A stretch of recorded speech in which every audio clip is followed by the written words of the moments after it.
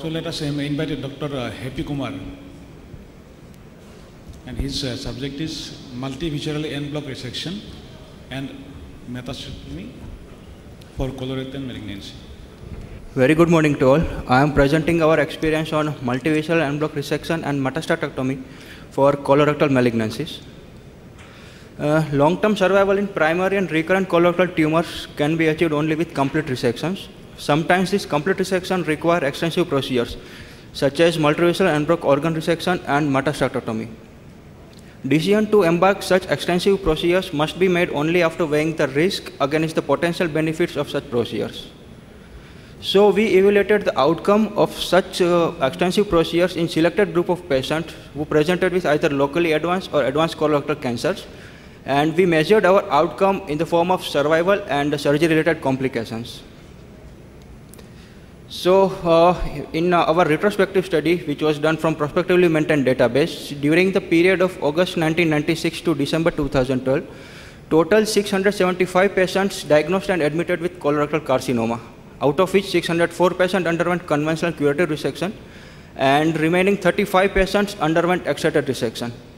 On subcategorizing these 35 patients, 19 patients underwent multivisceral en bloc resection, 8 patients underwent metastatectomy, and 8 patients underwent both procedures. Majority of the patients presented with common symptoms such as either abdominal pain, weight loss, bleeding PR, constipation, anorexia or diarrhea. Very few group of patients presented with symptoms such as pervaginal discharge, palpable lump, fever, anemia or vomiting as a chief complaint. All these patients preoperatively evaluated with CEA level, colonoscopy and CT scans. And a group of patients who presented with recurrence or diagnosed to have susceptible metastasis on CT scan underwent further investigation with PET scan. Clinicopathological data and operative findings were obtained from hospital records for all these patients, and follow-up information were obtained from outpatient visits when they consulted after the discharge. And also we did telephonic survey for getting follow-up information. We use Kaplan-Meier analysis to demonstrate the survival patterns. Coming to results, the mean age for this cohort of 35 patients is 53 years. Male to female ratio is almost identical, 1:1.1. Mean BMI is 23.2. Out of 35 patients, 6 patients presented with recurrence initially, all who underwent surgery previously, but 4 patients also received chemotherapy and 1 patient also received radiotherapy before presenting to us. Mean length of hospital stay after the surgery is 10 days, and we were able to get a follow-up up to 53% of the patients, which was a mean follow-up of 15 months, ranged from 7 to 48 months. Now we're showing on the bar chart on the left side for number of involved organs. 15 patients presented with involvement of 1 organ, 10 patients has involvement of 2 organs, 5, 3 and 1 patient has involvement of 3, 4 and 5 organs respectively. On a right side for pie chart for tumor location, highest number of tumor location on rectum, which was 13 patients, followed by 9 patients who had a tumor located in sigmoid colon. And then in descending order, 5, 4 and 3 patients, tumor was located in ascending colon, transverse colon and descending colon respectively. For pattern of organ involvement by local invasion, pancreas was most commonly affected among these patients, which is 7 patients, followed by uterus 6 patients, urinary bladder, small bowel each 5 patients.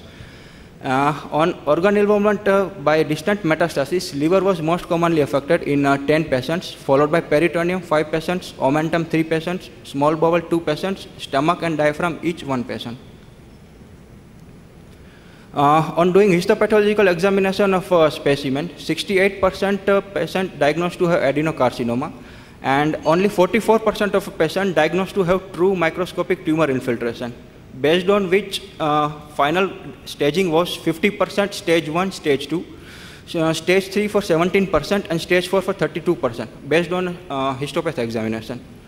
Mean number of positive lymph nodes was 2, which was ranged from 0 to 29, and 9 patients has a lymphovascular permeation on examination. Coming to post-op outcome, almost 60% of patients developed some kind of complications after surgery. 31 patients developed complications which required intervention, Clavian grade 3. Anastomotic leak rate was 3 patients, There was no any in-hospital mortality during our study, and the recurrence rate till last follow-up, it was 25.7%. On showing the survival probability pattern, metastatectomy group has a very least probability for survival at a 2 year, which is 0.56, compared to 0.76 for metastatectomy with multivisual resection, and the highest probability for 2 year survival 0.87 for multivisual resection alone. Overall 2 year survival rate for this cohort is 80%. Even on reviewing the literature, we found that actual pathological infiltration, true infiltration is ranging from somewhere 50 to 85%. Complications for such extensive procedures between somewhere 11 to 44%.